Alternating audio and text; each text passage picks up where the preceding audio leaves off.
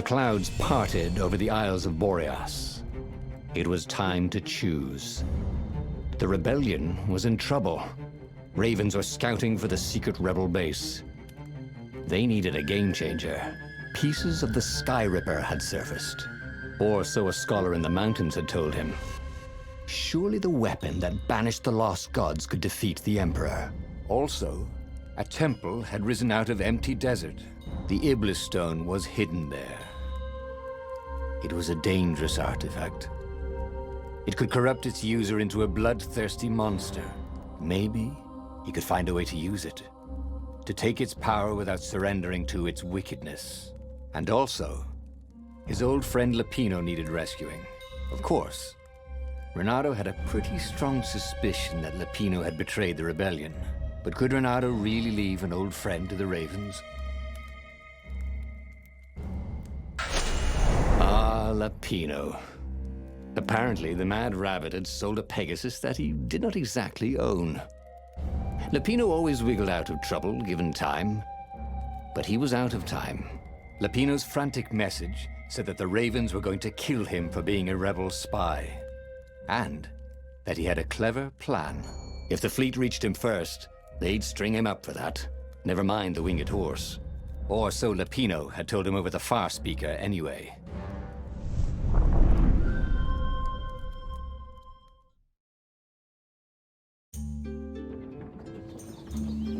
Lapino had apparently managed to confuse the judge by arguing that he hadn't actually stolen a winged horse. He'd only sold it. But wait, where was the prison? The village was empty. Had everybody fled the Ravens?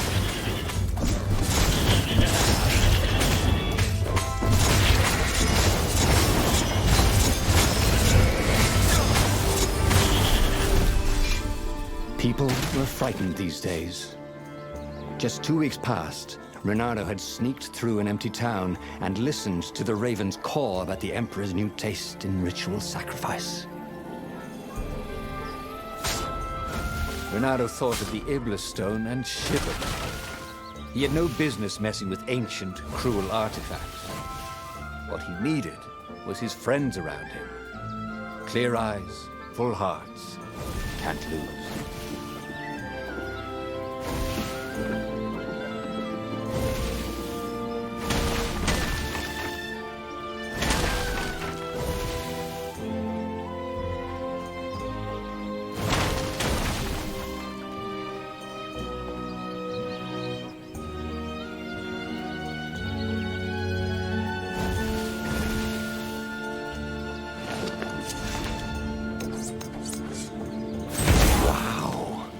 The sword felt even colder.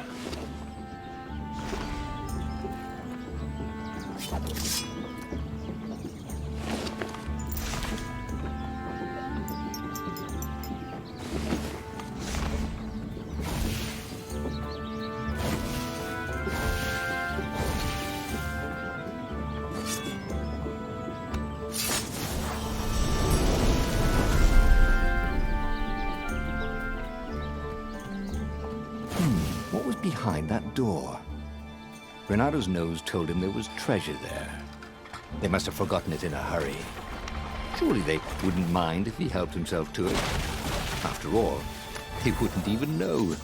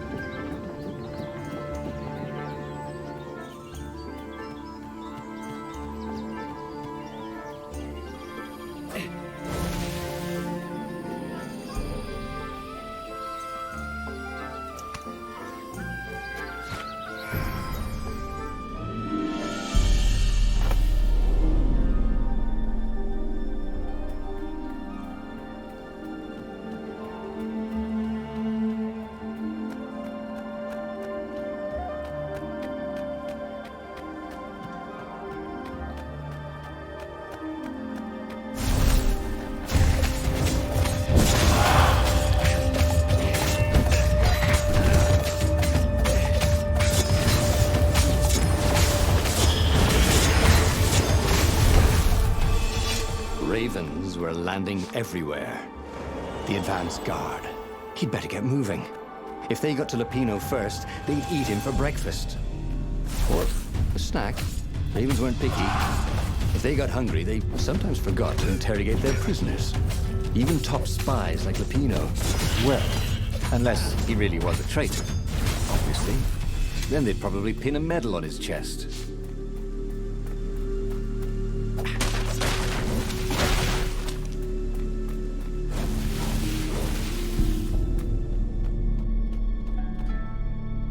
Dirty and bloody, Renato finally reached Lupino. The rabbit was practicing his shuffle. Renato recognized the cards. It was Lupino's favorite deck. Oh, I thought you were in danger. I am. The Ravens are coming. Oh, the prison thing. Right, yeah, we see this guard owed me 53 ducats, so we made a deal. They're very reasonable people, actually, for weasels. Now, I got a brilliant plan to kidnap Zenobia. We capture Zenobia, we find out what she knows, and that's the whole war right there.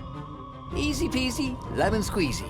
Capture the Emperor's greatest general, who happened to also be a deadly sorcerer, and, oh, his only daughter?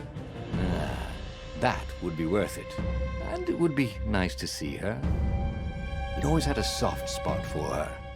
And he felt sure she had one for him. On the other hand, he could still get to the core of the Sky Ripper, even if he couldn't get the whole thing. It must have great power. To make the Sky Ripper, the Transcendent Emperor had wrapped an armature around the eye of a god. Bernardo had already let that armature slip away to save Lupino's life. But even its core, the eye torn from a god, surely they could fashion a great weapon from that. The core of the Sky Ripper? Lupino's excited. That's an actual thing that we could just go and get. You've been busy. He sure had. Renato told him all the things he'd been up to. Soon they got to talking about old times, about wages they'd won and lost, and scrapes they'd barely got out of. It was good to be back with his friend. Renato grinned. He had a very good feeling about this.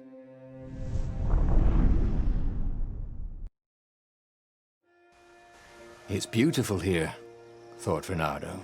It was nice to be back with his old war buddy.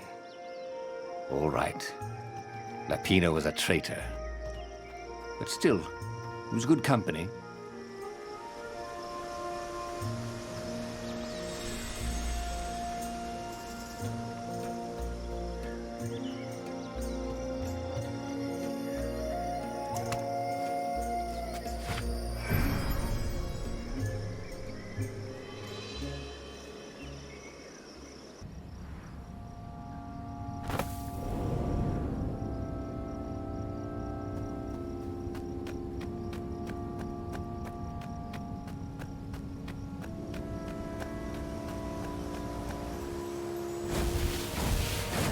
There was something sour in the air.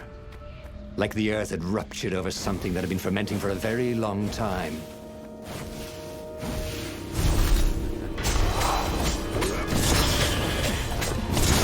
Renato wondered if death was nothing more but a portal to another plane of existence. He didn't particularly want to find out. Renato felt wrong all over. He could feel an almost palpable sickness in the air. And if the land could have tumors, they would look like these monstrous crystals. The forest was quieter than it had been. There were insects, but few birds, if you didn't count the ravens. Renato smelled sick animals and dying ones. No help. I'm getting a bad feeling about this. Renato thought. Maybe Lupino was right. Maybe he should have kidnapped Zenobia instead of coming here.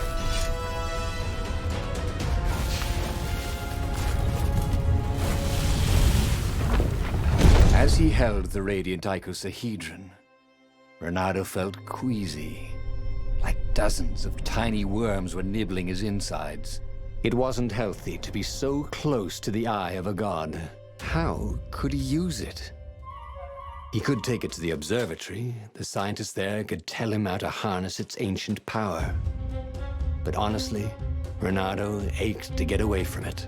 He brought the core back with him to the Farfarer. But honestly, Renato ached to be rid of it. Tell you what, said Lupino. I'll take it to the observatory. You attack the Imperial outpost. The Imperial outpost was a vital communications node. Taking it could shatter the Empire's ability to coordinate. And it would be full of secret plans and maps and maybe even rebel prisoners. It was a good target for a hero like Renato. But what if this was a ruse so that Lupino could get the core into the hands of the Empire? Was Renato ready to take that risk? Maybe it was better if he brought the core to the scientists himself. Lupino was a touchy rabbit. Renato knew that. You're brave, I know, Renato said. But this is what I was hired to do. Oh, well, at least let me run ahead and warn them you're coming. Renato wondered if Lupino was up to no good. What if the rabbit warned the Empire instead? Oh, but Lupino wouldn't betray him like that. Not again. Before it'd been a fluke, right? They finished the trip to the Nexus in silence. He would offer Lupino a chance to betray him, or not to. His old friend deserved another chance to prove true. All right, Renato said. Go.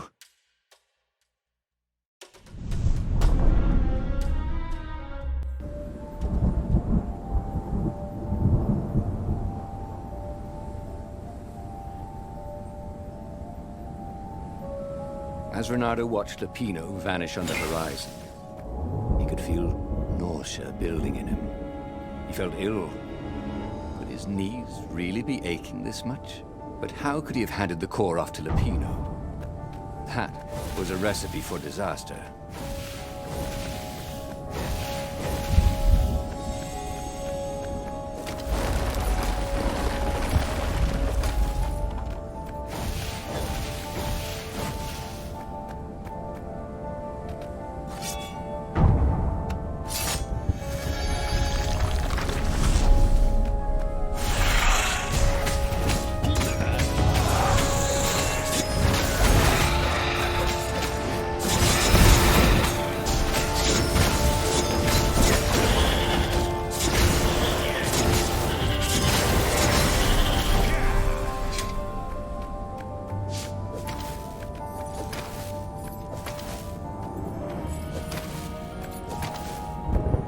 Renato felt worse. All his joints were aching now. He'd been through beatings that felt better than this. So the core had a kind of poison that could harm you without even touching you. That's new. Well, it had power. The rebellion needed something with power. And how was this any worse than a sword wound? Well, a death by sword was sudden and fair. This was just squalid. A piecemeal death, like old age.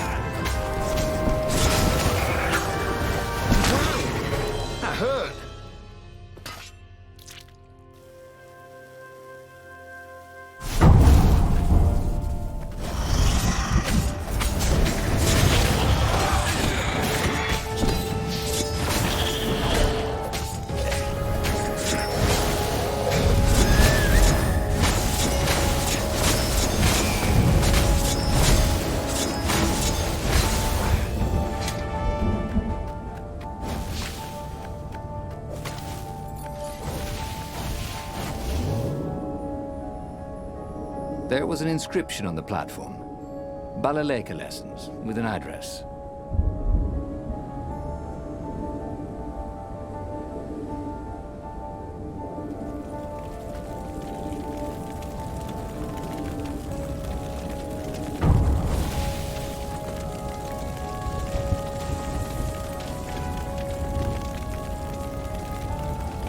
The observatory was a burning hulk. Dead scientists everywhere. Bernardo found the mad rabbit cowering under a desk. The ravens, they must have known we were coming, said Lupino. How did you... Well, see, I was doing a card trick with my lucky deck, and I kind of bobbled the cards, so I went under the desk to gather them up, and boom! I guess we'll have to take the car straight to the secret base. Renato wasn't sure he believed that, but Lupino was talking so fast. He always seemed to make sense. The secret rebel base. Yes. They had engineers there. But wait. Calaveras, the sage in the mountains. Maybe he would know what to do with the naked core.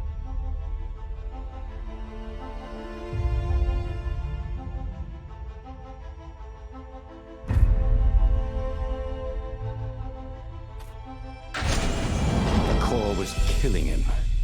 He needed help. The sage, Calaveras, had given him the maps to find the armature and the core.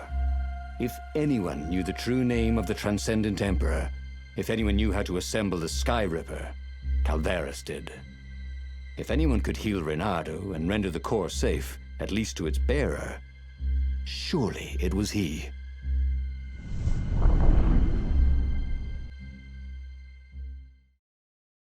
The base of the mountain was the only safe place for a landing.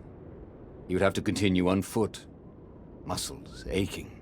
Calaveras was a scholar, not a doctor. Could he really save Reynardo from the poison radiating from the lost god's eye he was so recklessly carrying?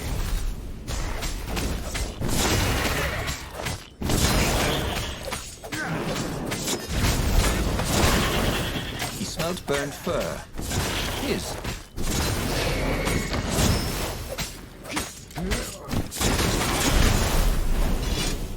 Oh, this was not a fun way to die. Even if he survived. No one would write ballads about the fox whose knees ached forever, would they? Not unless he paid for it. He hated paying for publicity.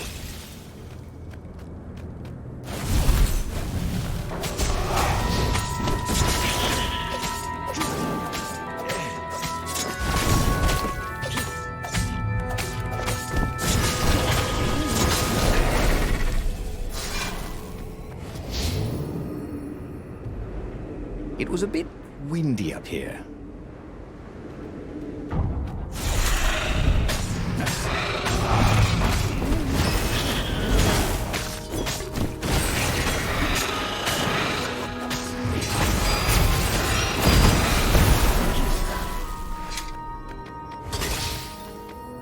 It was chilling walking through the living mountains.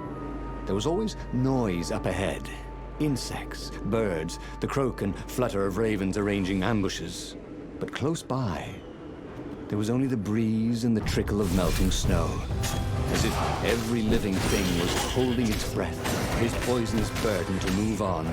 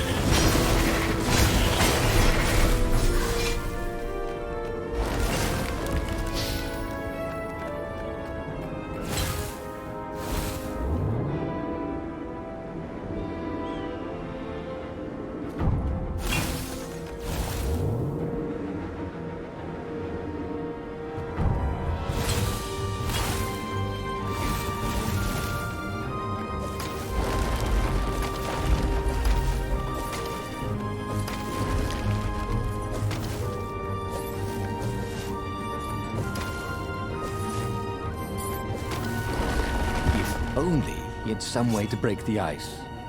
Or convince it he was a friend.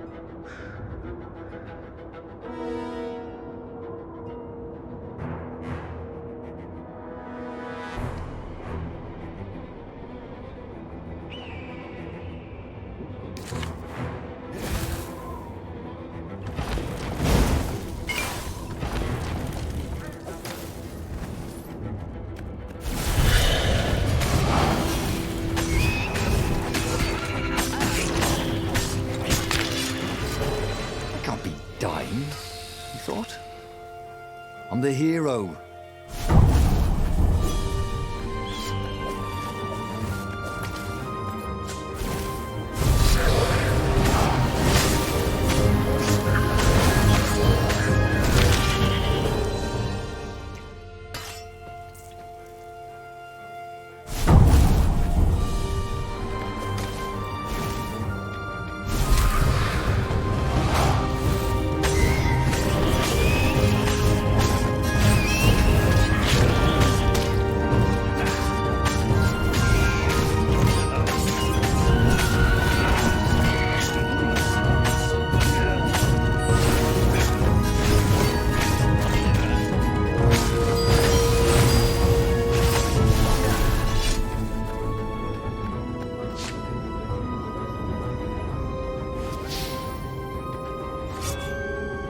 Is a very cool sword, thought Renato.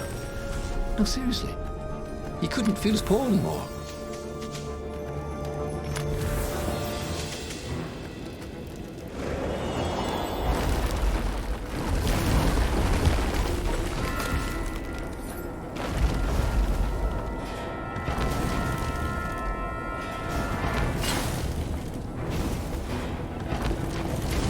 Renato wasn't sure he should have rescued Lapino. He could have had the Sky Ripper. Now all he had was the core, and it was killing him.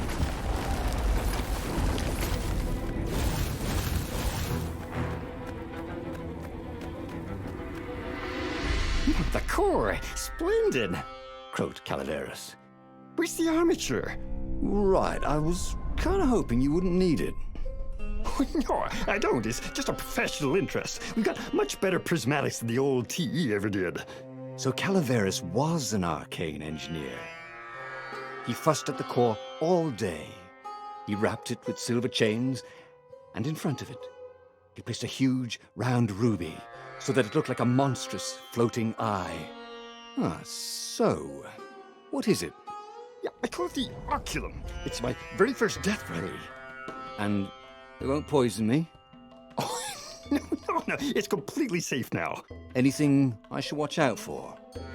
Yeah, try to avoid pointing at any mirrors.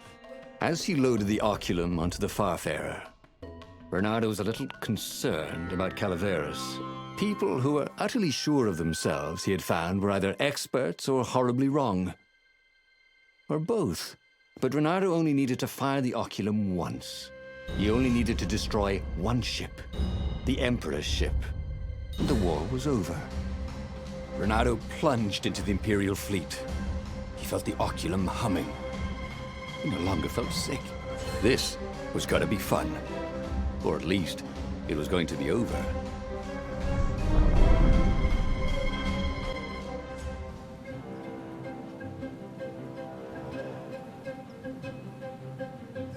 Renato resisted the temptation to fire the Oculum until the time came. He could sense its arcane energies yearning to escape the sage's wrappings. But it wasn't eating him alive. So that was a plus. He felt good about himself. He'd saved a friend, he'd helped the rebels, he'd relied on himself, but he'd listened to others. He felt like the right sort of hero. Wise, yet decisive. Calaveras had been so sure it would work. Maybe he could fire it just a few times. No harm in that, right? But only when he absolutely needed to.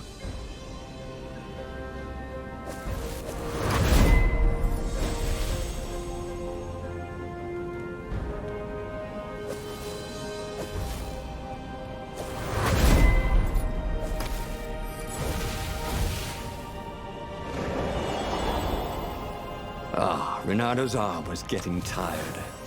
The core was no longer eating at him, but he still felt weak. His stamina was shot. But he had the oculum. When the ravens swarmed him, he would sometimes fire its death ray. It seemed to be warming up too, firing more and more often. Maybe he should let it cool off. He decided to stop using it entirely.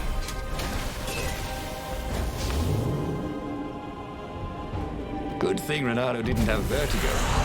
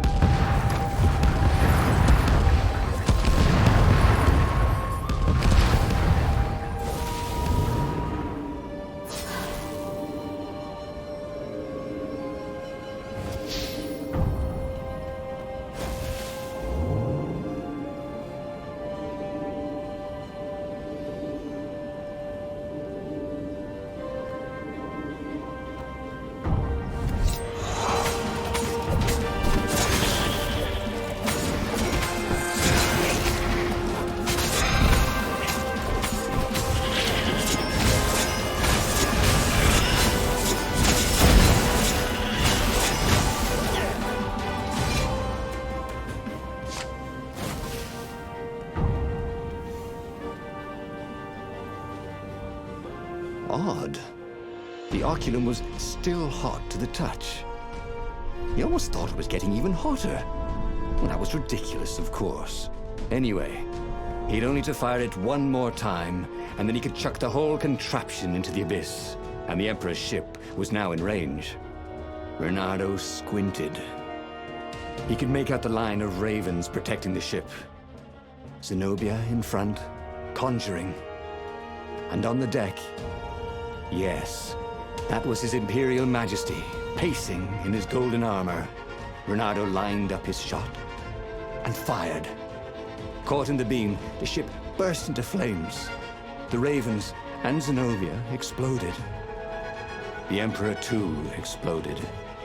Reynardo waited for the beam to stop, but it only got brighter, and the oculum hotter. Frantic, Reynardo pulled the oculum towards the abyss.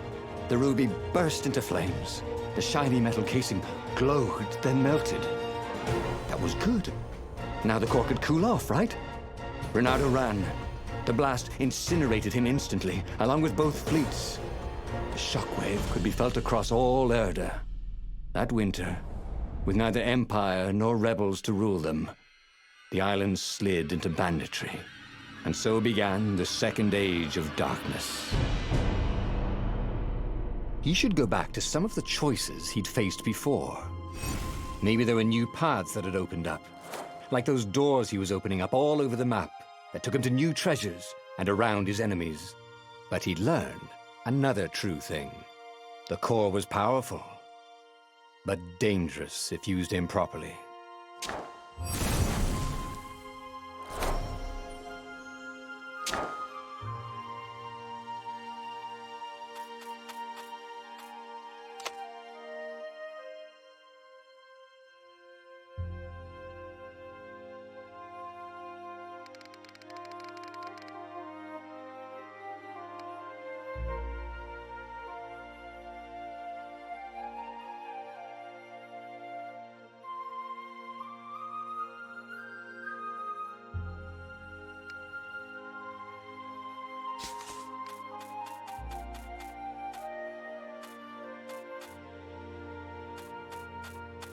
The book's pages fluttered to the beginning once again.